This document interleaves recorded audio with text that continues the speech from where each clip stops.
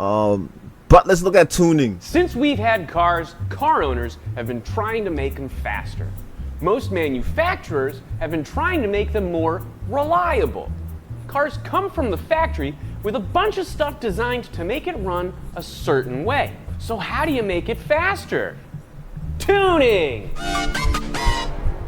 Tuning is trying to get the right mix of variables for peak engine performance. Back in the day, it was actually quite similar to tuning a musical instrument. You'd tweak some screws and you'd listen.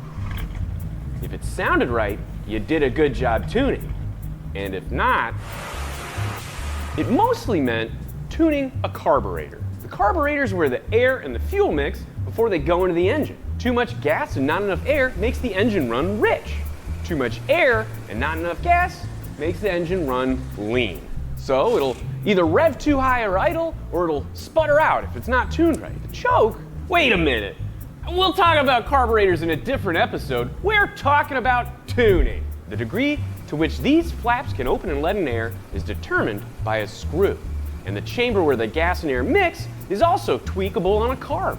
A tune-up meant that a mechanic would make sure your timing belt was adjusted properly, your ignition is happening at the right time, and that the right mix of air and fuel is getting in the engine. We looked at torque curves before. An engine performs best right here. At its peak We've torque. also talked about cams and lifters and push rods. At its peak torque. Torque is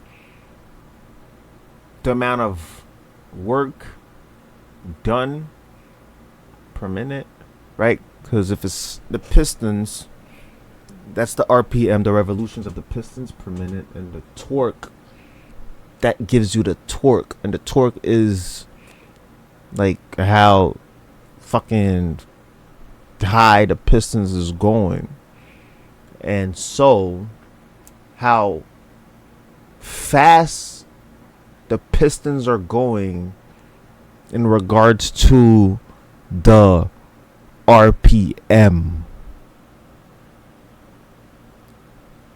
So yes, so torque times RPM divided by 5,252 will give me the horsepower.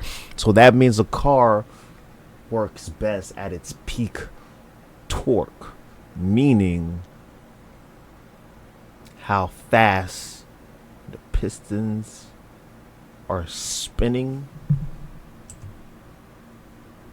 Yes, the RPM, the engine speed, the RPM. So if you're getting 5,500 revolutions per minute, that is your torque. Wait, so is the torque and the RPM the same thing? I know we probably have to run that back. We're probably gonna have to run that back. So peak torque for this V. So yeah. So why wouldn't it be like 9,000, bro? Why wouldn't it be at 9,000? Yeah, that don't make no sense. I feel like, well, no, wait, 90,000 RPM, but that's not the peak torque.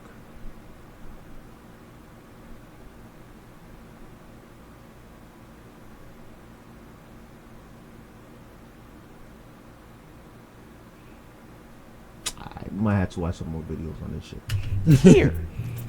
We've also talked about cams and lifters and push rods, but back in the day, if you wanted to change this peak, you had to change out some hardware. And essentially, you're moving the peak maybe from here to here. This new configuration meant you had to tune the engine to work optimally at this point, thanks to the new. So the lower the engine speed.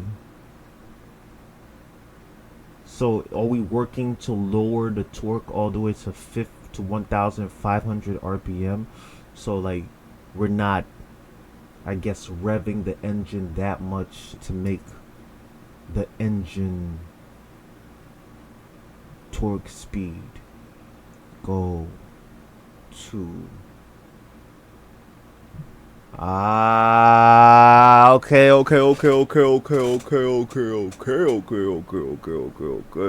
So which should make sense, right? You would want your horsepower to be optimal the lower your RPM is, type shit. So if you can get 350 horsepower while your revolutions per minute of your pistons is at 1500, that's would be better for the car than it being at 90,000 RPM type shit. So the torque, so you would be tuning your car so that it makes more power lower of your RPM type shit. Hardware. Same thing with adding a blower. You'd have to tune the engine to get the right air-fuel mix into the engine because you're changing another variable away from how it was set at the factory. But even when you're making your engine perform better, you're tuning it for this optimum spot at one place on the curve. You couldn't really do much about performance in these rev ranges or these. Then something happened in the late 70s and early 80s. Say it all out of gas! Manufacturers were tuning down engines to make less horsepower and get better fuel economy. And to stop people from tuning their own cars, they put these little caps on top of the carb adjustments. And to make sure the air-fuel mix was staying efficient, they used ECUs.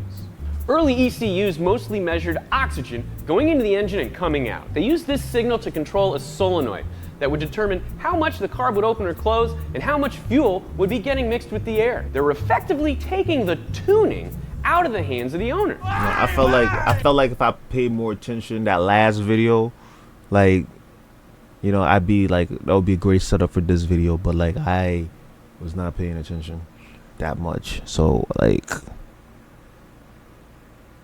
I might have to look at that call that shit, that equation one more time.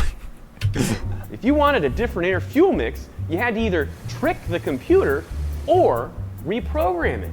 It's hacking time. This is when tuning, as we now know it, started taking shape. It also opened the door for computer-controlled variable valve timing and computer-controlled ignition timing. What? By the way, an ECU is the same thing as an ECM, or an engine control module. The ECU really only controlled fuel mix in the early days, but it started becoming more important as fuel injection started getting refined. And later on, manufacturers added transmission control modules. Eventually, they started putting them together with the ECU on the same chip, which makes it a powertrain control module. But forget all this alphabet soup.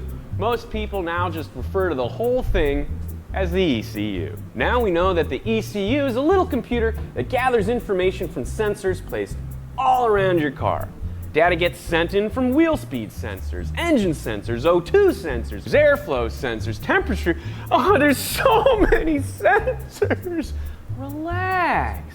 The ECU takes all of it and does millions of calculations every second to determine how to control everything from the air-fuel mix to transmission shift to the engine's red line.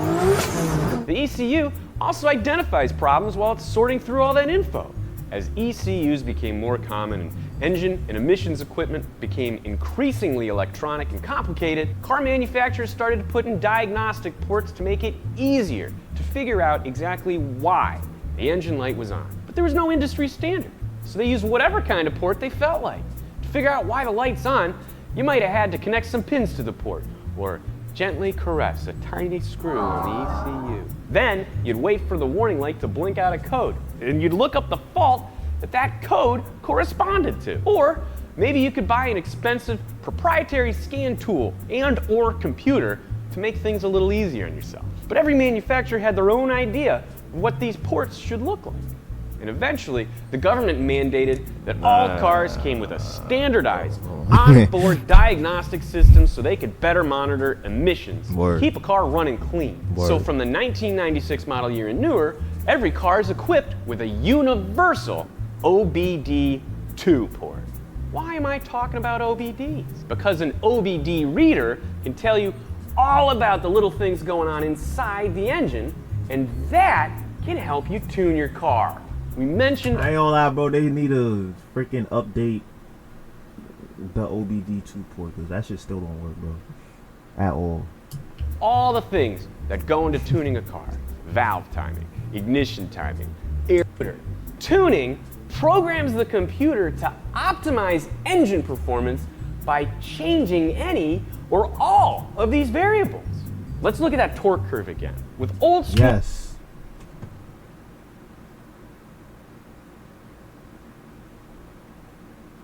tuning, you could change an engine's performance, but you're really only gunning for the best performance right here.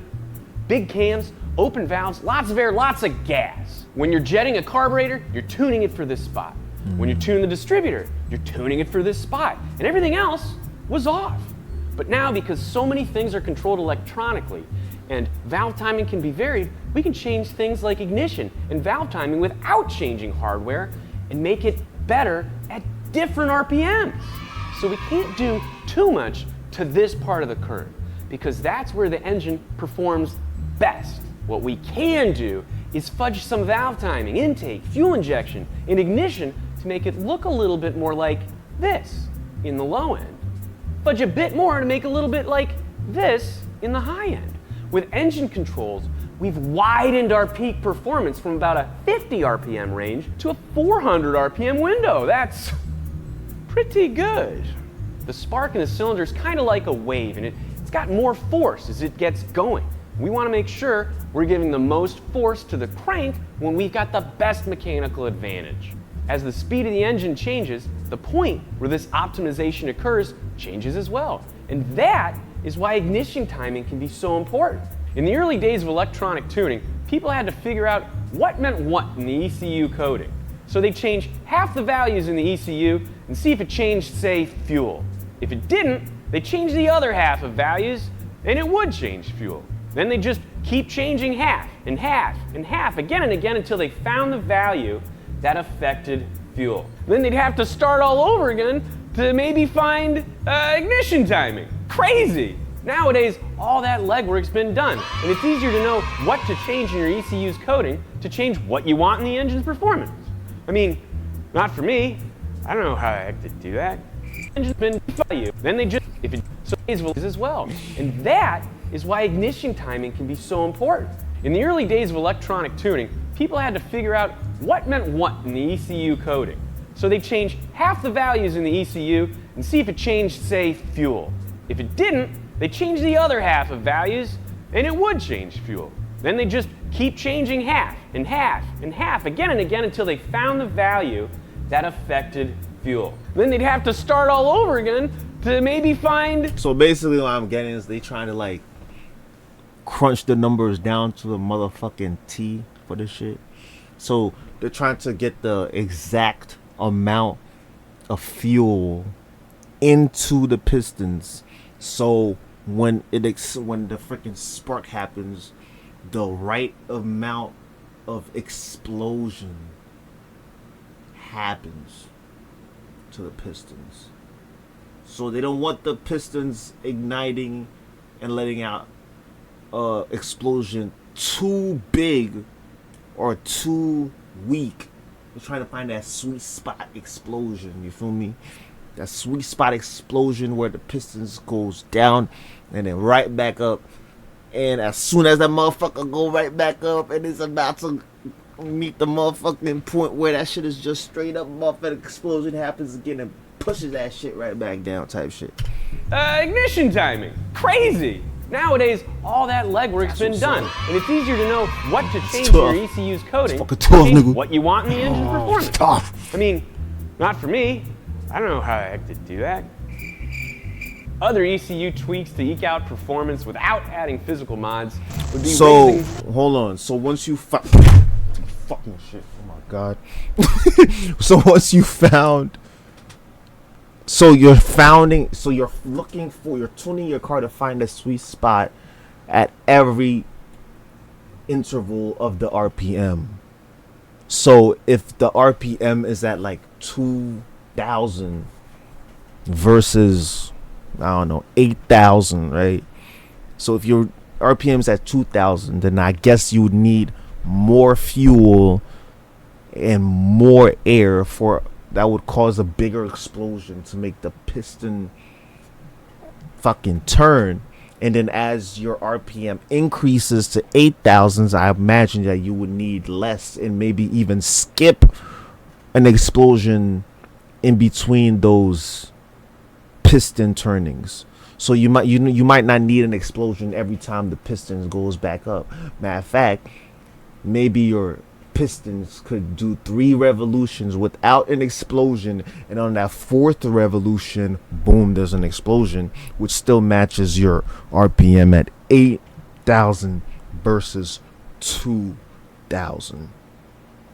Revlet, fiddling with launch control settings and removing undefeatable traction and stability control programs. But don't screw around with these things unless you really know what you're doing. The people who do know what they're doing are really good at it. I'm talking like beautiful mind stuff. Extraordinary. You shouldn't tune your engine unless you're a professional engine tuner.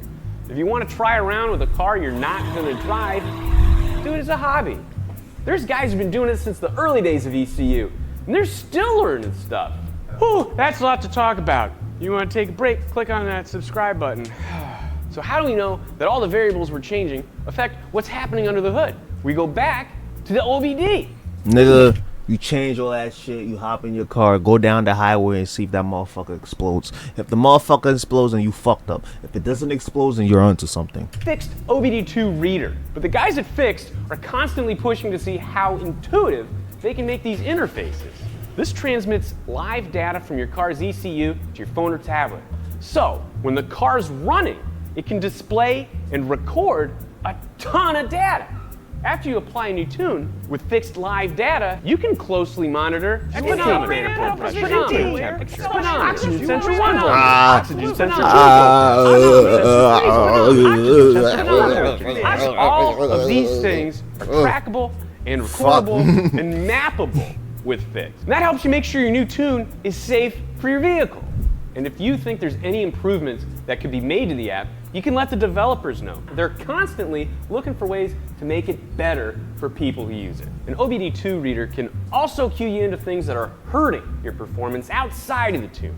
If one of your sensors is malfunctioning or clogged, it's going to screw up your performance because the ECU doesn't have an authentic picture of what's going on. You don't use these OBD sensors to tune the car. You need a separate computer for that, and big brains. But an OBD2 sensor with a good interface will let you know what's going on inside of it from the tune. But what about those chips that claim they can eke you out an extra 25 or 50 more horsepower without doing anything else? Look, most car companies are factory tuning their cars for optimum performance about a wide power band. They want you to have a well-performing car. Unless you're adding some hardware like a blower or maybe NOx injection, there is no way. No way, no way! You're cranking out an extra 50 horsepower from ECU alone. If you have hardware like intakes and exhausts or headers, injectors, well, the engine's gotta be recalibrated, and that is where tuning comes in. So a chip with no hardware, it's bad news. Hardware with no tune, you're in trouble, buddy. Good tuning companies use in-cylinder pressure sensors or NOx sensors to keep from blowing things up. Good tunes are warranted and tested for thousands of miles in tracks and in garages. Tuning! Click the subscribe button so you never miss an episode of Science Garage.